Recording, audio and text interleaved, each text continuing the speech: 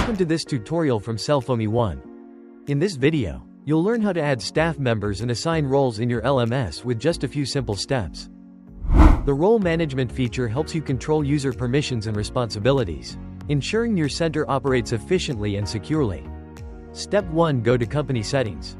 From the main interface, click on your profile icon in the top right corner. Then select Company Settings. Step 2. Open the Decentralization section. On the Company Settings page, click Decentralization to start adding staff and assigning roles. Step 3. Add a new staff member. Click the Invite User button to open the setup window. Step 4. Enter email and assign a role. A pop-up will appear. Enter their email address, then simply choose a role group for the staff member, such as teacher or teaching assistant. Step 5. Save and send the invitation. Once completed, click Save. The user will receive an invitation email to join your LMS. You may want to remind them to check both their inbox and spam folder. For the process to be completed, the invited user needs to accept the invitation.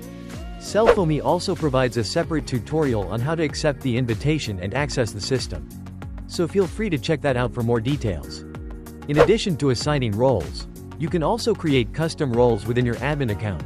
To do this, Step 1. Still in Company Settings, go to the Role section. Step 2. Click Create Role to open the setup window. Step 3. Enter the role name, add a description, and select the permissions for this role. Then click Save to finish creating the new role. And that's it. With just a few simple steps, you can easily add staff and manage permissions on Selfomy One. We hope this helps you run your center more effectively every day.